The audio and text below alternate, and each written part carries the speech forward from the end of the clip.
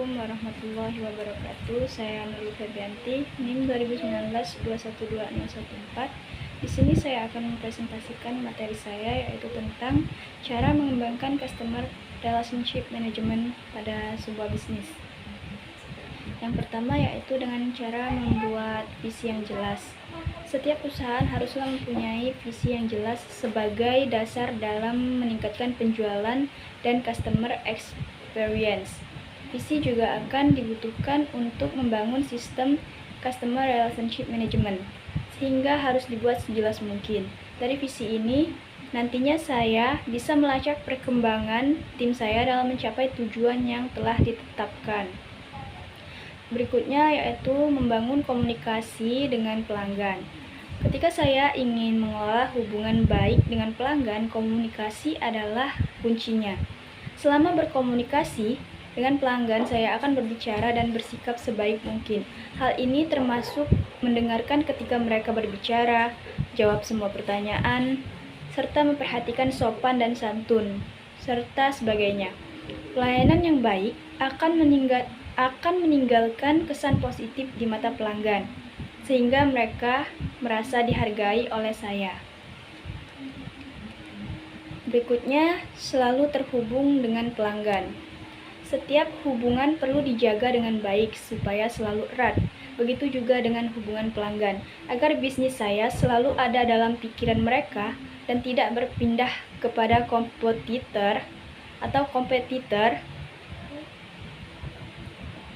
Saya ulangi, kepada kompetitor. Dengan cara lain, saya akan mengapresiasi terhadap kepercayaan dan kesetiaan mereka. Berikutnya, rutin meminta feedback dari pelanggan. Selain membangun komunikasi yang baik, saya juga harus meminta feedback dari pelanggan secara rutin. Feedback ini dapat bermanfaat untuk meningkatkan kualitas produk atau layanan agar bisa lebih baik lagi. Berikutnya, apresiasi pelanggan setia. Mencari pelanggan baru lebih mudah dilakukan daripada mempertahankan pelanggan yang lama. Jadi, saya akan memberikan apresiasi kepada pelanggan setia saya dengan cara memberikan penghargaan. Bisa dengan memberikan potongan harga atau voucher khusus. Di samping ini, bisa mendorong minat pelanggan untuk berbelanja lebih banyak. Pemberian apresiasi juga dapat membuat pelanggan merasa lebih dihargai atas loyalitasnya terhadap bisnisnya. Maksudnya terhadap bisnis saya. Berikutnya, mengatasi setiap keluhan. Dalam menangani masalah semacam ini, saya harus sudah membuat kebijakan internal yang diketahui dan dipahami oleh semua karyawan. Pengalaman negatif yang didapat sebelumnya akan menjadi bahan evaluasi untuk meningkatkan dan memperbaiki kualitas bisnis saya agar jauh lebih baik lagi. Dan yang terakhir yaitu merencanakan strategi konten marketing. Untuk membangun customer relationship management yang baik, saya juga akan menggunakan konten marketing yang efektif untuk meningkatkan penjualan. Konten tersebut harus bisa menyampaikan pesan yang berguna untuk target konsumen, khususnya yang berpeluang melakukan pembelian.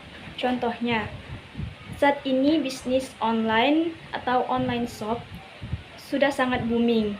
Saya ambil contoh salah satunya yaitu untuk penjualan barang atau pakaian perempuan atau hijabers. Di sini banyak model-model yang menjadi model dari pakaian tersebut membuat konten kreator yaitu TikTok dengan cara melakukan spill atau memberitahu apa bahan yang digunakan dalam pakaian tersebut, memberitahu bagaimana cara memadupadankannya agar menjadi fashionable dan banyak sebagainya.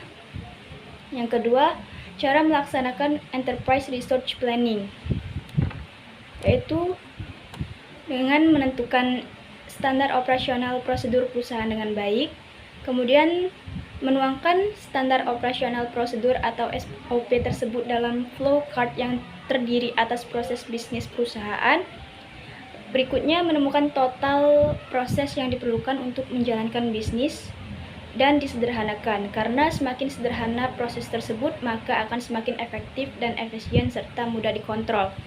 Berikutnya, tentukan timeline yang diperlukan untuk menjalankan setiap unit proses tersebut. Berikutnya, follow cart bisnis proses ini harus melibatkan bagian dari perusahaan, mulai dari sales, gudang, supply chain, sampai keuangan, sehingga semuanya mengerti dan setuju atas proses tersebut. Diskusikan flow chart tersebut dengan IT atau sampaikan ke software vendor untuk diminta masukannya. Biasanya justru software company berpengalaman yang akan memberikan masukan yang sudah umum dilakukan di dalam dunia bisnis. Sebagai business owner, dilarang memaksakan kehendak bahwa bisnis saya adalah unik, lain daripada yang lain, dan lantas meminta software company untuk customize terlalu banyak, karena hal tersebut akan menyebabkan biaya yang jatuh lebih tinggi dan waktu yang cukup lama. Lebih buruk lagi, begitu diterapkan, banyak bug yang terjadi. Kesuksesan penerapan sistem Enterprise Resource Planning sangat tergantung pada kesadaran semua bagian bahwa dengan sistem kerja mereka semakin mudah dan nyaman. Sosialisasi dan training yang diberikan pada kesempatan yang sama juga menyeleksi orang-orang yang tepat dan mampu. Bagi yang tidak mampu mengikuti perkembangan, sudah saatnya mereka memberi kesempatan yang lebih mudah dan mampu dalam hal IT. Dilarang menerapkan sistem trial run bersamaan dengan sistem lama, karena ini bisa dijadikan alasan untuk kembali lagi ke sistem lama atau manual bila menghadapi kesulitan. Dan seorang leader yang berkomitmen dan tegas untuk mengimplementasikannya tentu harus di-backup 100% oleh business owner. Mungkin itu saja yang dapat saya sampaikan pada presentasi saya hari ini. Lebih dan kurangnya saya mohon maaf. Apabila ada kata-kata yang sulit dimengerti, saya mohon maaf. Saya akhiri, wabillahi taufiq wal hidayah. Wassalamualaikum warahmatullahi wabarakatuh. Terima kasih.